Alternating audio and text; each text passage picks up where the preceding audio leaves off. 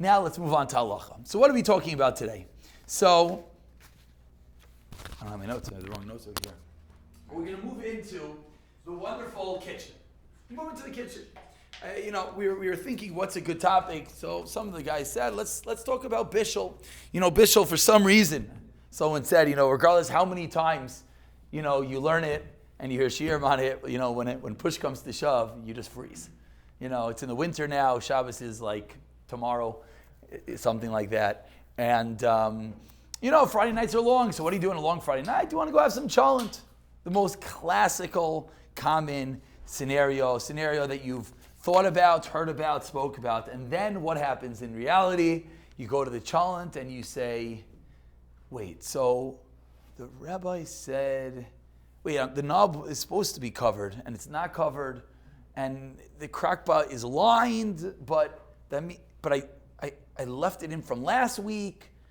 So I could take it out, I can't take it out, it's supposed to be cooked, it's not supposed to be cooked. So that's topic number one we're going to deal with.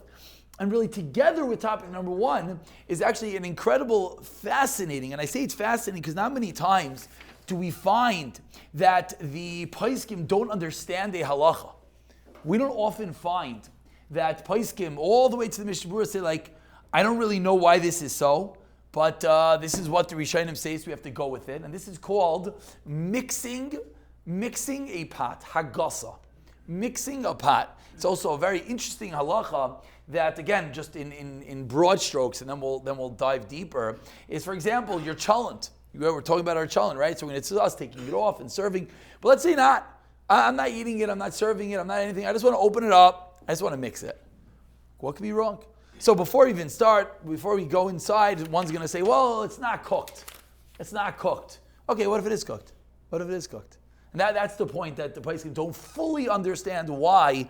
Yet there's a kolbai that the old quote that we're going to get to that says, even something fully cooked, you're not allowed to mix. Now, lama, why? What am I doing wrong?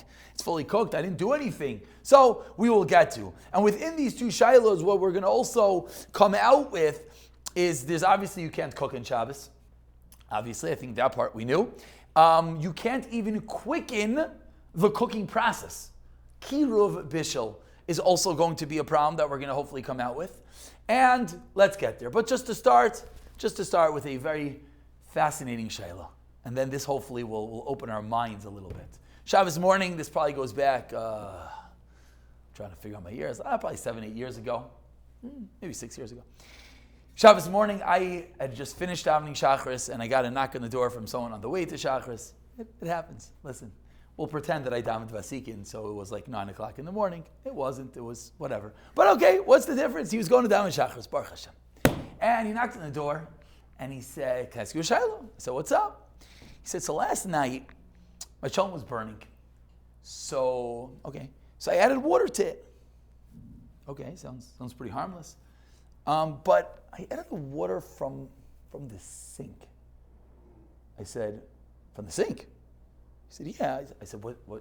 You try to keep your calm face, cool and collected, as if he wasn't just over an Isser D'Oraisa.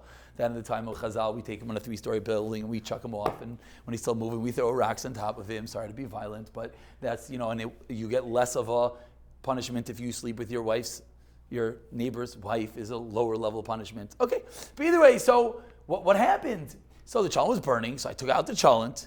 He said, I held on to it the whole time. I didn't put it down. Baruch Hashem, you held on to it the whole time. I said, where did you get the water from? So I went to the sink, it turned on the water. So I'm waiting to say he turned on the hot water. Which one? No, turned on the cold water. Put some water in the Chulent, covered it up, and I put it back on. So I say to him, I'm trying to think what's going on? I say, your wife knows? I thought maybe his wife didn't know. They're married only a few weeks. We're going to start pulling out whatever. He's like, yeah, my wife actually said to me, you sure you're allowed to do that? Oh, whoops. So, fascinating question. What was he just over? That's probably, I say probably, maybe if we have time, hopefully we won't. We'll say a fascinating chiddush from Shlomo Zalman Auerbach. But Pashtas, what was he just over? It's called an Isser D'Oraisa. Why is it called an Isser D'Oraisa? He took water. That what he just did, if you were to slow it down, he took out a pot, he went to the sink, he filled it up with water, he went to the flame, he put it on the flame, he covered the pot, and he let it sit there and boil and cook. That is called cooking water on Shabbos. That's called Bishul, Mazel Tov. You don't usually find someone who sits there on Shabbos and makes a fire with the sticks and cooks up. That's what he did. He was over in Bishul De'oraisa. So he wasn't coming to be Father, I sinned. What do I do now? He wanted to know, can he eat the Chulent? Can he eat the Chulent? He's like, I know there's something that when you mess up, I feel bad. I'm sorry. I'm not God. What are you apologizing to me for? Go down Meshachars 14 hours ago, and then, you don't feel that bad, obviously. But either way, he wants to know, am I allowed to eat the Chulent? Am I allowed to eat the Chulent? Good question. I have no clue why we're starting here. This is completely backwards. Just I felt this was a fun way to start. So the real answer is it's, as everything is machlokes. There's a bir halacha. I'm just jumping to that, just to start off with a psak, nice to open your mind. Bir halacha, it's a machlokes in the Gemara already, Rabbi Yehuda, Rav Meir, whether we give a kinas, whether the rabbis give an imposed kinas when you violate Shabbos, because Shabbos is so chamer. But fascinating is we only give a kinas on things that happen. We only give a kinas on derabbanans. On deoraisas, there's no kinas. Why? We don't kinas things that aren't supposed to ever happen. Now, if this is a psak halacha, the bir halacha writes a makam atzerich, it could be maker like the shita of the Vilna Gaon, who paskins like this opinion. It's connected all the paiskim, and based on his situation, we deemed it to be a tzerich. I tried to ask him, "You have other food?" Not really. Now, rewind. The week before, I had made him Chulent. He was my neighbor. He moved in, so I sort of offered him mine. Apparently, he didn't like it because, no, we don't have any Chulent. Maybe I could. No, we don't have any Chulent. Okay, I got the hint. So, that's a little bit complicated. But at the end of the day, he said he had no other hot food to eat, and is eating hot food in Shabbos a real thing? Do you have to eat hot food in Shabbos? No? What do you have to do? Why? So number one, Einig Shabbos, good covered Shabbos we just spoke about. Very good. We spoke about within the Kail, we spoke about that. What does Hashem give when one is Ma'andeg against the Shabbos? Nachala b'li mitzarim. Hashem gives you wealth, riches, everything from what? It's fascinating. Not from sitting, also from sitting and learning and saying Tehillim and davening, but from what? From being Ma'andeg, from enjoying Shabbos. From enjoying Shabbos. You're sitting and you're being festive with Hashem himself on Shabbos. Givaldik. What else? Anyone know another source? Oh, very good. Mishnah Berurah writes, if you don't eat hot food on Shabbos, question your religiosity. Because why? Why are we questioning your religiosity? What's the big deal? Who cares? So don't eat Chulent, eat liver. Who cares? It's cold. What's the big deal? Says Mishnah Berurah, why do we have food? Ever wonder why do we eat Chulent on Shabbos? Why? Where did this whole Jewish Chulent thing come from? It's true. So why? You think about it, it's why? Klal Yisrael, you go to the wealthiest house in the world and they're still, I don't know. I really don't know what they're doing. I haven't been there. But I think they're still having Chulent. Why are they having Chulent? Come on. Pull out a nice cold, I don't know what. The answer is because the Kusim held that you're not allowed to have any hot food on Shabbos. Even if it started off, the Kusim, right? Am I wrong? Sedukim, that even if it started off the flame on Shabbos, you're not even allowed to have it. So we, Bidavka, we particularly, specifically go and have hot food. So it says Mishnah Berurah, if you don't have hot food, we have to question what's going on in your mind, what's going on in your house. And it's you would think, okay, nice Musashim was Mishnah Berurah, but when push comes to shove, Mishnah Berurah is willing to be makel in certain unique scenarios of a mir lakom, asking goyim, etc., for what? For hot food and Shabbos. So it's a real thing. B'siyata dishmaya. So now, excuse me? Pashtus, it doesn't work because the whole point is you want to have it Shabbos day. But it could be to be Mekayim, the Mishnah Berurah, could be having hot food once, maybe Ulay Efshar. But either way, that was that. Hamzi, it was beautiful. I literally had just learned this that week in Kailo. So I sounded like such a... I was like, yeah, there's a bir halacha. He quotes a sheet of a goyin based on. He's like, whoa. I'm going to be honest. I learned this yesterday. If you ask me any other shayla, I'd be like, I don't know. You got the right one, Baruch Hashem. So, here we go. This begins with, where does this begin with? I was supposed to give out papers, but it didn't work. So, I'm just debating if I should do it from the papers. Yeah, let's. I think it keeps it more shtickle more. Shtickle more besides. There's a Gemara in Shabbos, and the Gemara in Shabbos says, "Kol sheba b'chamin me'erev Shabbos." Before I get to the Gemara, I want to make sure that like our minds are all in the right place. When it comes to Shabbos, when we deal with Isser Bishul, there's many subcategories. We have to. I think if we compartmentalize our brain a little bit, it will make it easier. There's something called Bishul, cooking, like this guy managed to do in his house. Not Baruch Hashem, but Bishul. What else would be Bishul? Bishul is when you're playing with things on a fire. Bishul is even maybe. Then there's something called Chazara. What's Chazara? Let's just give basic terms for a moment, okay? What's Chazara? Chazara is returning or reviewing. Chazara, we all know what the word means. So what's Chazara? Chazara is something's on a flame. I take it off the flame. Can I put it back on the flame? Very simple. And that is a derabanan, a din derabanan of Bishul, okay? With its own unique set of guidelines. Then there's another category of derabanan of Bishul, which is putting something onto a fire on Shabbos. Now, why do I say derabanan? Putting something onto a fire sounds like you're cooking.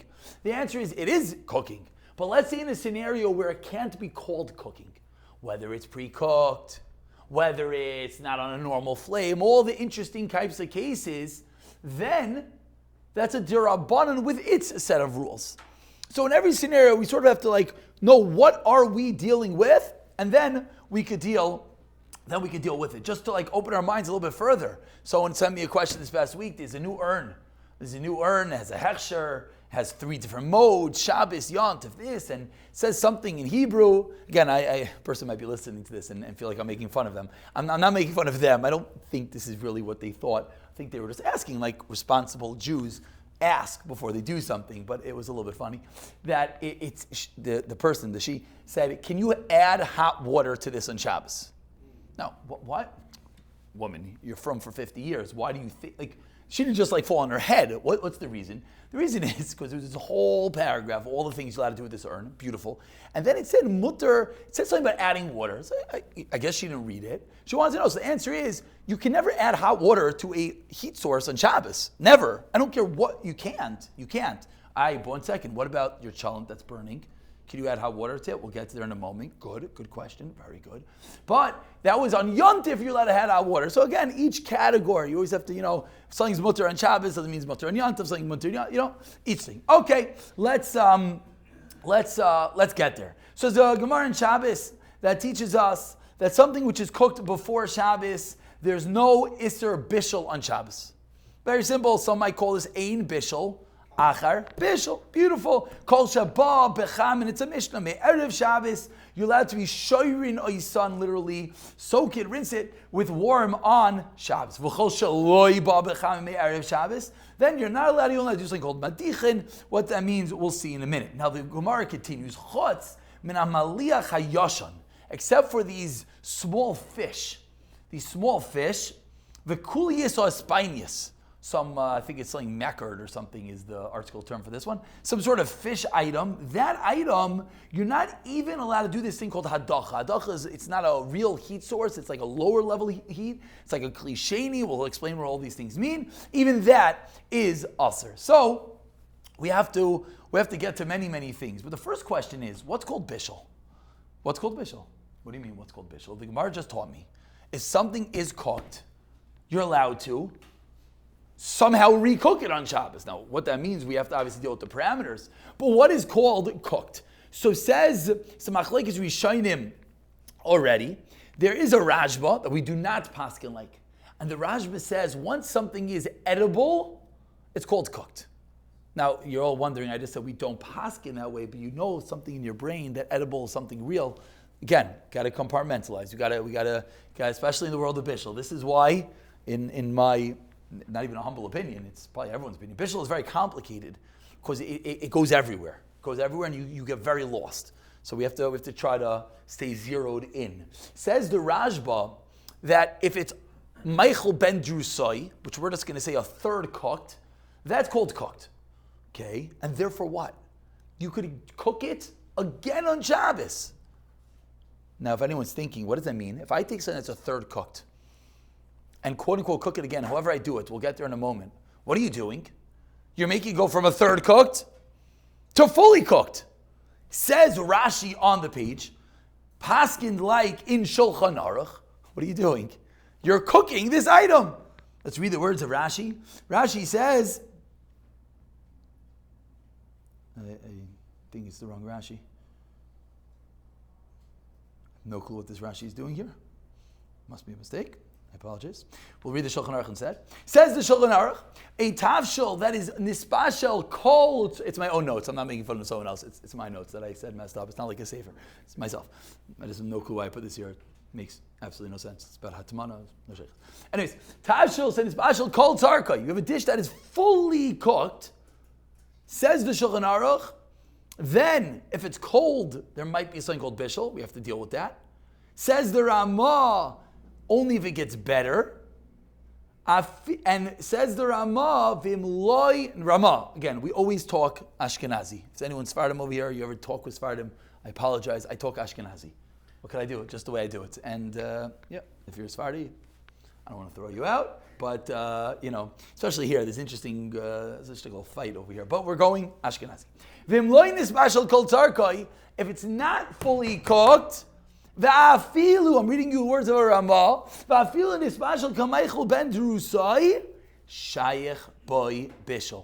There's still bishul, even while it's hot. This rule is the number one rule you need to know anytime you go near an oven on Shabbos. What was the rule? That if something is not fully cooked, it can still be cooked. It sounded pretty elementary. What does that mean? Let's go to my Chulent before we go to the words of Rosh Zalman Auerbach. Let's go to my Chulent. We'll go to my Chulent on Friday night. We're about to deal with all the rules, the 5 conditions, how you take Chulent on Friday night. But condition number 1 is the Chulent has to be fully cooked. Why? Why has to be fully cooked? Meaning, it's edible. It's fine. Meaning, I'm going to take off the Chulent, serve my plate, eat, yum. Wait, but it's a little crunchy, those beans. Yeah, the potatoes a little bit hard. Okay. What happens when I'm finished? Whatever the process is, we're going to get there in a moment. You take it and you put it back. What did you just do? Says the Ramah, you just cooked your Chulent. What do you mean you cooked your Chulent? It was cooked. No, it wasn't. Was it fully cooked? Question number 1, any time you touch a heat source on Shabbos, anything, from your urn to your oven, whatever you're doing in your kitchen, near heat, the item must be fully cooked. Now, what is called fully cooked? I'm aware is a serious problem. What's the problem? Different people have different tastes. You might like your steak medium rare. And again, let's just play out how far this goes. Let's go in the world of a steak, okay? Let's say you have it's hard to figure out a case that's normal, but instead of a Chulent, you have a pulled brisket type of thingy over there, okay? That's silly because it's slow cooked. Whatever it is, you have a steak, okay? You have a steak in your crock pot cooking. It's going to taste disgusting, but that's what you're doing. Okay, Friday night, you take off your crock pot with your steak, you cut off half your steak, you put it on your plate, you take your crock pot with your steak, you put it back in, okay? Instead of Chulent, steak. Everything very simple. You go to your steak, cut it open, juicy, red, inside's a little bit blue, drop cold, just like you like it, rare. You figured it out, you're so happy. Your wife looks at it, she nearly throws up because she hears a moo coming out of your plate. And she's like, it's cold. Like, of course. What do you mean? What do you mean? You didn't read all the magazines about how you're supposed to eat your steak? As you almost puke when you take a bite because you actually don't like. No, whatever it is. But is that called fully cooked? There's many people in the world that's how they cook it. Or we don't have to be so extreme. Let's say it's medium and you like it well. So what's the difference? You just ate that steak and then you took it and you put it back in the oven. What did you just do? You just recooked it. So what's called fully cooked is a very big deal. So to give a simple guideline, and the reason why we could say this is because usually you're not going to have the case of a steak. That's a weird case. It's not going to happen. You're going to have a case of a Chulent. So what's called fully cooked in a Chulent? The answer is when most people will call it cooked. Pretty simple. My Friday night Chulent, we all know, is different than my Shabbos day Chulent. Does that mean Friday night it wasn't cooked? No. Just means it keeps on cooking. This is in the world of halacha called nitztamik. V'yafalai. It gets better and better and better and better. But is it fully cooked? But you can say, well, yeah, but the beans were hard. Well, then it wasn't fully cooked. Is this the way that you would optimally cook it? If you were having a guest for your Eineg, a Shalom Zachar, and you were hired to make the Chulent, is this how you would make it? Or it was like, oh, shoot, I put it up too late on a Friday. I'll eat it because I'm hungry, but is it fully cooked? That is the simple litmus test. And why is this such a big deal? Because if it's not fully cooked, you can't touch your Chulent. You can't touch your crowns. Okay, barring Chazon Ish's and other interesting ways of dealing with it, let's try to keep things simple for a moment. Says the Shem Zaman Aruch, I'll give you another beautiful case. You have your oven. Now this is where things get a little bit sticky. You have your oven. Okay. Your food is in your oven. It is Shabbos. Why is your food in your oven? Because your oven, you're allowed to keep your food in. Now this is very complicated because there's 4 million types of ovens. So we could give hours, days of shiurim in ovens, and it'll probably change by tomorrow. So first we'll give the halacha, and then we'll make a disclaimer about ovens that my unfortunate polling, we're in polling season, has brought to light. But it's in your oven because we're going to go, everyone remembers old school ovens. If it's in your house, I am not calling your oven old. I'm just trying to explain what it is. A simple oven with a dial, the temperature, you turn it on, 350, a gas oven, it goes on, it goes off, beautiful. There's a light inside, you break the bulb once, you don't replace it, no one knows why they put them in there, and I don't know, well, our Jews live our lives without them. Okay, question, weiter, good. No sensors, no anything, which you're thinking, well, my oven has a sensor. I open the door, it says door open, and I close the door and it goes, dee-dee-dee. Why? I have no clue. It's annoying. You can't turn it off. But that's just what certain ovens do because they want to charge you more money. So they put these wonderful, wonderful gadgets. Excellent. But, so if you have the earlier type of oven, a very simple oven, you're allowed to keep your food there on a Shabbos if it was fully cooked. Now, if you're thinking, wait, I never kept my food in my oven on Shabbos and I don't think I'm allowed to, let's talk about it. Because it could be you're not allowed to. I don't want to get confused in what that case is. But let's say your food is in your oven on Shabbos. Good, beautiful. And you go and you're taking food out of the oven. What are you taking out? I don't know. You have your fish in your oven. You're having fish and you're having meat. How are they both in the oven at the same time? Because they're covered and some interesting rabbi told you it's okay and whatever. Maybe it was me. But let's just move on, okay? So now, you open it for the first course. You take out your salmon. Good.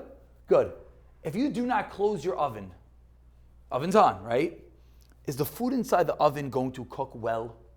No. Ovens don't cook if doors are open.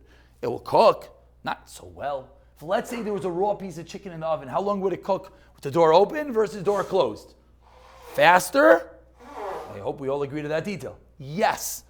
Therefore, if the food in the oven was not fully cooked, you would not be allowed to close the oven door. Sounds like an extreme case. Similar if you have a pot. Let's say you have a pot of soup. Well, soup is hard because it's always cooked. Let's say your Chulent case. Yeah, if it's not cooked, you cannot close the Chulent, which by the way, that's why your Chazon Ish is not going to help you over here. You cannot close, no one knows what he's talking about, it's okay. You cannot close your crock pot. Why not? Because how long will it take to cook if it was closed versus if it was open? That is called kiruv bishul. That is called making something cook faster on Shabbos. That is an Issa D'Oraisa on Shabbos. That is halacha number 1. I need to make a disclaimer about ovens. Yes? Why are you even ever allowed to close your oven? Oh. Perfect. Good. So now let's make a disclaimer about ovens.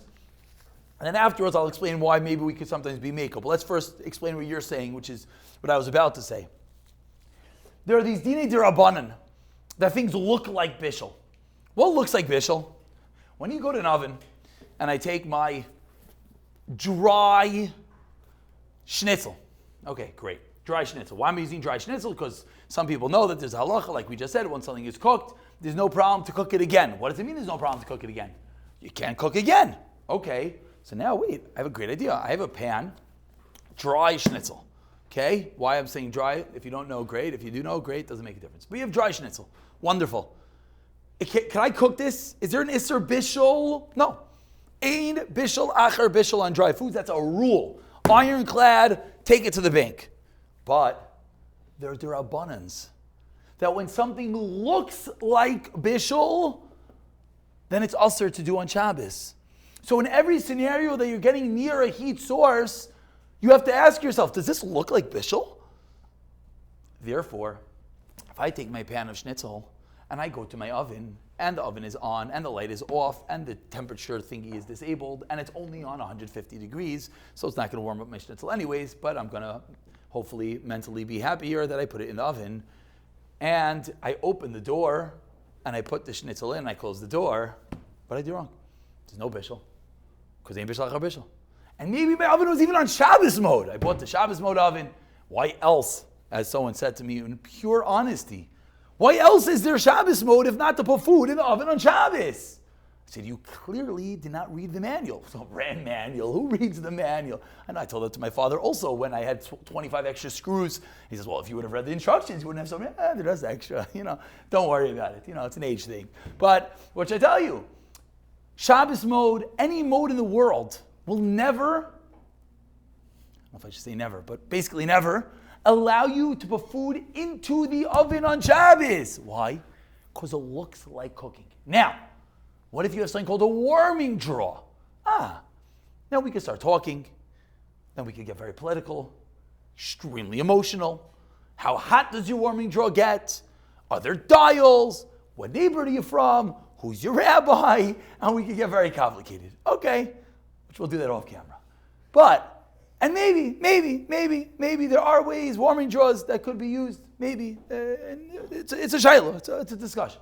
But in an oven, we all conclusively agree. If you were to watch a video of me going with my plan of schnitzel, not darkei tshuva, plan of schnitzel, going to the oven, open the door, putting it in, what does that look like? Rabbi, you're cooking. But it was cooked already! Great, that's beautiful. Who cares? It looks like cooking. That's an Isser D'Rabbanan. So you're asking is a beautiful question. Now that you all know that it's an Isser D'Rabbanan, put something in the oven on Shabbos, why am I even allowed to close the door? Because it looks like I'm cooking. It's a beautiful question. And the answer is not such a great answer. The answer simply is because you're not touching the food. So if you're not touching the food, there can't be an Isser on the food. Now, I have to be careful what I just said. I'm going to modify it in a moment. But the simple answer is, and this is a debate, there are many who say that if you're using your food in your oven on Shabbos, you got one time. Open the door, you got to take it all out, you can't close it. There are those who say that for a myriad of reasons. One of them might be what you're saying, another one might be called Hatamana, house called Hatamana, complicated discussion. There are many that say that. There are those that say not. It's a discussion. Let's just understand the discussion. Everyone unanimously, Rabbi Heinemann himself, who gave, doesn't give any more, they lost their contract with GE, I don't know what's going on. I tried to ask, I didn't get any answers. I don't know if there's any problem, I just was curious. But that you cannot put food into an oven on Shabbos. And as I said recently to someone, usually people don't know, like sometimes it's something like, let people be. Not everything that you learn is also, you have to tell the whole world, they don't know, they'll learn, they'll get there. Like, this is something that I personally, I'm just giving my personal poll stats. People just don't realize it's usur. I had this in shul the other week, we were talking, what do you mean it's usur? Rabbi, it's Shabbos mode. I said, no, go look at the thing. And Shabbos mode is not to put food into the oven on Shabbos. Shabbos mode disables the sensors, and Shabbos mode gets rid of the light, and Shabbos mode lets you use it on Yontif. Why is it called Shabbos mode? Don't have an answer to that one. That's, I think, the first question I'm going to ask Rabbi Heinemann and Mir Hashem when we meet. Why did you call it Shabbos mode? Why didn't you call it Yontif mode?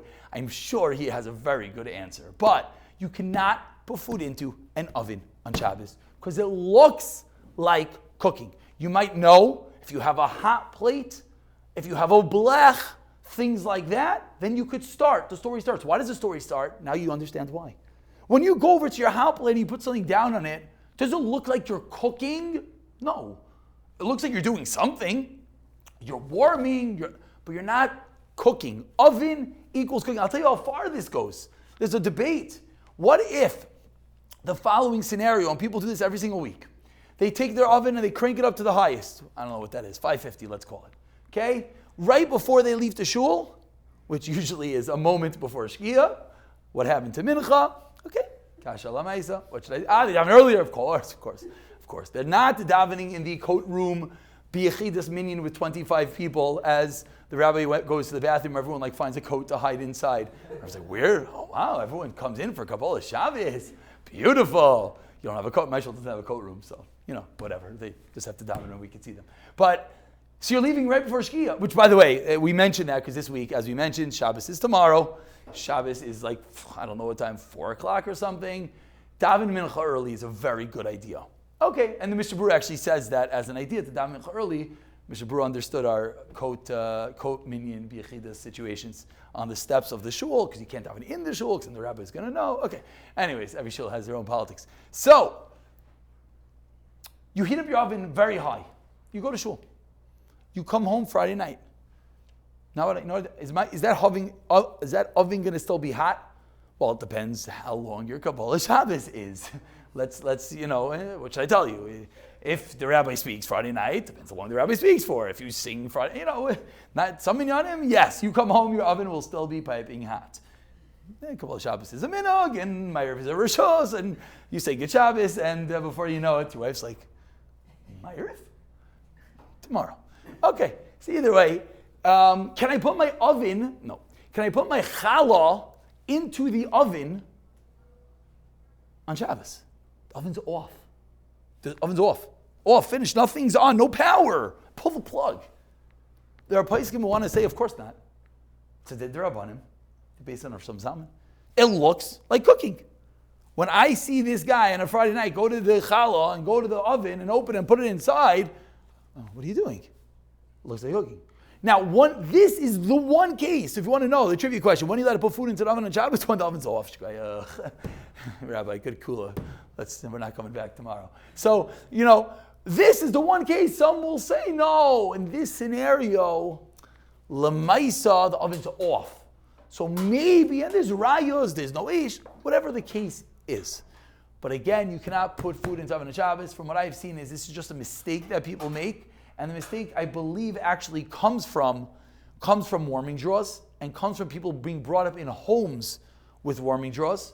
And they know that, dry food, the warming draw is not hot, and then they go and they do it in an oven, and that is a problem. That is a problem. So there you go. So halacha number 1 is kira bishul. Halacha number 2 is warming draws. Yes. Halacha number 3. Yes. Question.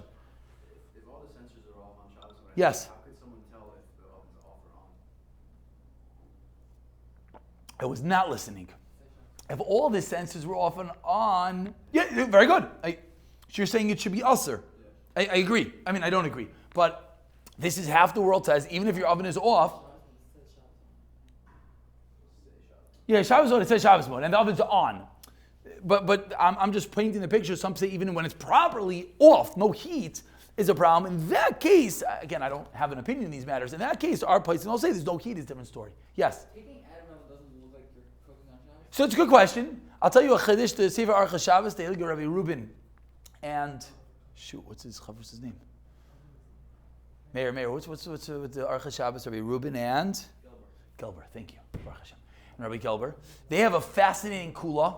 He says that you could pull out the rack with food on it, and you could push it back in. He says that's still called in the oven, and that's not called placing into the oven. I'm just showing you that when it comes to this mechzi, it's not so simple. Let's say you want to take out the saucy chicken, and there's also the kugel on there.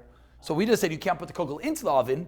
But he says you can pull out the whole rack, take out whatever you want, and then push it back in. Many yell and scream and say, how in the world can you do that? You're putting the kugel into the oven. Who cares that a second ago it was in there? But that's, again, I agree with you, but the answer is the gzeira was made on putting things into the oven. So that is called the kiruv bishul. Now, in the last 10 minutes, let's understand the 5 tanaim of Chazara. And if you're good, there are svarim that have mnemonics for these things. Never worked for me, which I tell you. And there are people that probably have a song for this. Not my thing, although maybe one day, you never know. Although it seems everyone knows there's no bishul and a kli shlishi. They don't even know why and what that means. But, throw it in a song and all of a sudden everyone will know what's going on. But we're going to say a story. Personal memory. I'm just sharing.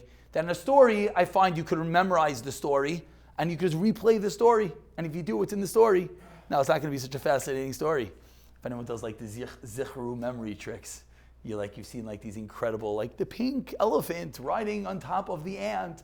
Listen, they know all of Shas and we don't, so their pink elephants win. But in regular case, you're serving Chulent on a Friday night. Okay, great. So let's go. You go over to your crock pot. We already said, what is the first question you ask before you touch the crock pot? First question is my Chulent fully cooked? If the cholent is fully cooked, proceed. If cholent is not fully cooked, turn around, walk away all upset that you can't eat cholent right now. Probably yell at your wife because it was her fault that you put up the cholent too late. Why? No one knows. Grumble again that you're hungry. Again. So deal with yourself and move on. Okay, great. If it is fully cooked, now what do? So now you can take cholent. Wonderful. How do you take cholent? Take the crock pot. This part is easy. Pick it up and walk somewhere with it. Now, after you pick up the crock pot, now, with the cholent in your hands, look inside. What should you see? So there's two types of crock pots. There's a crock pot that just has a bottom. Anyone have that one? With the thing on top? And there's a crock pot with the walls? Yeah? Okay, I think everyone has one with the walls. People have just the bottom one? Yes? Givaldi. There's always one. There's always one. Yeah, always one. Yeah, there's always one. Yeah. Mamish. I thought there was an age bracket on that one. I'm not sure why, just no one has them. But either way, there's two types of crock pots. So what should you see when you look in the crock pot? You should not see this silver inside. Why not? Because then you can't put the thing back in. Because that's called an aish. What do you mean aish? There's no fire? Right, so take your hand and put it inside. And you'll very quickly learn that there's a fire. What do you mean? It's just hot metal. What's a fire? Hot metal. Now, again, there's no Sfardim in this room. There is a Chacham Avadia that maybe perhaps says that maybe it's not called, and there's interesting things. We're just going to give over like the very simple mainstream. Certain things, there are interesting things to talk about, which we maybe could, but let's just go simple for now. You look inside, there should be a lining, there should be something covering over your fire. What should be coming over your fire? One of two things. Either aluminum foil, silver foil, depending on Reynolds wrap, we're telling you where you come from, or parchment paper. Now the parchment paper, people get very nervous about, just to give you a heads up. Shviger comes over, mother-in-law sees parchment paper inside your thing.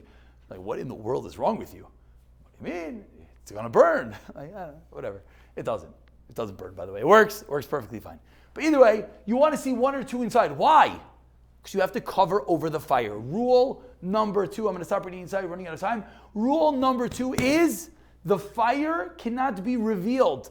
The fire has to be covered. Excellent. So you look inside, there's aluminum foil. Let's say there isn't. We'll get back to that in a minute, how we could save the day. Excellent. You take your cholent, you carry it to wherever you want to carry it, then you put it down. When you put it down, what should you not do? Let go. What does it mean, let go? We all know this rule. It has to be oida biyada, you have to hold it. This is where people run into issues. They have big cholents, they're holding the cholent. And now how could I hold the cholent and serve the cholent at one time? Good question. Could I wake up my wife, tell her to serve the cholent? What do you do? So the answer is, either you could have two people, definitely a beautiful lechatzchila, to you hold it and someone else scoops it, or we could make it like Ramesha Feinstein. Says Ramesha that if you are oiches boy, you're holding onto it, then it's considered you're holding it. What does that mean? Does not mean, other places can say this, I'm just saying Ramesha right now.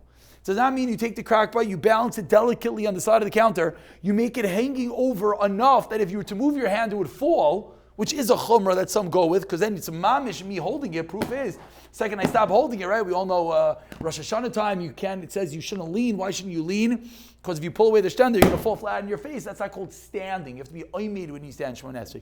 Beautiful, similar over here. You take your cholent, and if you're holding it to a point that if you move your hand, it's going to fall, then it's called you're holding it. Yes, there are those that are machmir like this, but it says there are Moshe oiches. This is called oiches, and I'm being particular in what I'm doing right now. My hand is oiches, the crackpot. I am just touching the side of it. I'm not actually holding it. You're connected to it. The point over here is you want it to be oida biyada, that it's considered that you are holding it, holding maybe in the figurative sense, holding in the connective sense to this crackpot the entire time. Once you learn that, now the rest of the process is very simple. Because now we just avoided all the issues about holding the crackpot. Now your hand is connected to it. Now you just take off the lid, and you put it down, and you serve yourself your cholent. Beautiful. Then you take the lid, and you... very good. It's always one droplet guy. Thank you, Maish. I knew you were going to be that one. If you're very fast, you're very fast. I'm not so fast. Now, this is a science. Next time you do this, please report back with... That didn't work. I know it was on camera. Took a screenshot. Please report back with... I thought it was on Do Not Disturb. What do you say? It's on alarm. It's just not on Do Not Disturb. Please report back. The cover, some want to say, has droplets in the cover. Now, what do you mean someone to say? It's not like open a safer and figure it out. I agree. If there are droplets, if there are droplets in the cover, so what's the shaila now? What happens when you take the cover and you put it back on? Those droplets are going to cook. You're going to be recooking the droplets. This is a shaila we're not going to get involved in. If you see droplets, wipe it off. If you don't know what I'm talking about, there's a makom just to proceed and not know what I'm talking about and just cover over your crackpot. But if there are, it's a nice chumrah to wipe off the inside. Cover your crackpot. Now what do you do with it? Bring it back and put it down. You now just got all 5 conditions. Now, you might be wondering that I didn't say a few things. So now let's again. In the case of a Friday night chulent, that I am planning on taking some chulent and having the rest for tomorrow. I say that particularly. What does that mean? That means if I were to pause, hit freeze, and ask you, what are you doing right now? I'm taking chulent. And what are you going to do with the rest of the chulent? I'm putting it back in the crack pot. It's tomorrow's Suda. That is called, I'm having das mindset to put it back. There is a Rav Akiva Eiger that says the lechatchila is to proactively be thinking, I'm putting it back. But in this scenario, that is what you're doing. So we don't have to really worry about that. Number 2 is you're holding on to it the whole time. Number 3 is that it's hot. And number 4 is that it didn't cool off. What do you mean it didn't cool off? It didn't cool off. The crack pot is still hot. If it were to cool off to the point that it's not warm, it took you a very, very, very long time to serve, and you're holding on to it for an extremely long time, then you cannot put it back. Let's go through all 5 conditions. Number 1, it's fully cooked. Number 2, this one I just want to make sure I'm going to use the words of the Paiskim. Number 2, I'll forget that. Number 2, it's the flame was covered over. It's called garuf v'katum. Number 3, I held on to it the whole time. Number 4, I had das mindset to put it back. Number 5, the item was warm. Those are your 5 conditions. Now, if you try to remember them that way, warm, mindset, hand, it gets very complicated. But if you just remember the story, you approach your cholent. Is the cholent cooked? Yes, proceed. Take out the cholent, look inside. Wait, what am I looking inside? This one, a lot of people have this one. They're like, Rabbi said, look inside. Shoot, I have no clue what I am looking inside for. You think it's funny, but it happens. It's not the guy that's not sure if he's putting on his tefillin or taking them off. Not that guy. But, am I taking 3 steps before Shemon Esrei, after Shemon Esrei? But this one happens because, you pick it up. It sounds like some of you have had this one. You pick it up and you look inside. You're like, So you're looking is to make sure the flame is covered. Make sure the flame is covered. Take it, you put it down. Don't let go. What do you mean don't let go? I have to hold it the whole time. I have to wake up my wife. No. Just keep your hands connected to it. If you accidentally let go, it's okay. It's okay. Don't, but now some people hear, they're like, the rabbi said you can let go. I'm not going to now. No. If you accidentally miss any one condition, usually you're okay. I say usually, I don't want to get in trouble. Usually you're okay. The Ran, Hilchos Shabbos, or Chashochet. Okay, let myself be make. So, your hand is on it, and then you put it back in. And now you have your cholent, you had all 5 conditions, and you're nothing to worry about. The cases where you're going to run into an issue is when you didn't do what I just said, meaning your Shabbos day, and you're serving the cholent, because you're eating the Suda. So what do? You take off the cholent, you put it down, you serve the cholent, and then 20 minutes later your wife says, I forgot to tell you, whatever is walking over, we're supposed to leave the cholent on the thingy. And now you're not holding on to it, and you didn't have a mindset, and you don't know how hot it is. That's when you run into these issues. Can I put it back? In that scenario, not so simple. Call a nice beard. What? Now, based on this, make a blachot Shabbos. That will conclude. Next week we'll have to talk more about the right way to add water to the cholent on Shabbos and not from the sink like that guy. But if you look inside and there's nothing there, you're like, shoot, what do I do now? You're holding your cholent. I think someone's at the door. You're holding your cholent, and so you're allowed to make a blach on Shabbos. You're allowed to cover the fire on Shabbos. How do you cover the fire on Shabbos? Cover the fire on Shabbos. Fine. You're not allowed to rip aluminum foil. I did not say that. Not allowed to rip aluminum foil, not allowed to rip paper towels, not allowed to rip toilet paper, not allowed to drive a ar, not allowed to turn on lights. You're not allowed to rip foil, but you are allowed, this is a shayla, but first of all, get emotional again. If you have pre-cut foil, it rips on the way out. Don't worry about it. I don't know why they make it that way. Just silly. But carefully. You have the same type, right? Every time it rips on the way out. So, yeah, whatever it is. So you take the pre-cut foil and you just throw a few pieces inside and line, and you're allowed to do that. Let's say you don't have the pre-cut foil. Are you allowed to take regular foil? This is a shayla. Not to rip it. So what do? You take the whole roll. It's going to look really yeshivish in your house, guys. I hope you're not having company for lunch or whatever. Build a wall to block it. You take the foil, you take out a piece, and just like lay it inside your crock pot, and then you take your thing and you sit it, and then like next to it is like the thing. Cover the butter. Cover the butter. Cover the binds. Can you just cover the binds? So just covering the binds, or Moshe is not happy with. Moshe is not happy with just covering the binds. Anyone with very strong Lakewood, it's interesting actually. Got to go to Lakewood. I've been trying to figure out. But Rav Aaron Cutler writes, just covering the dial is enough. So maybe in a very, very short matzah, maybe then you just find like a sticky note and stick your thing. But very good. We'll pick up from here, Mitzvah Shem. Pulls off, is it a problem?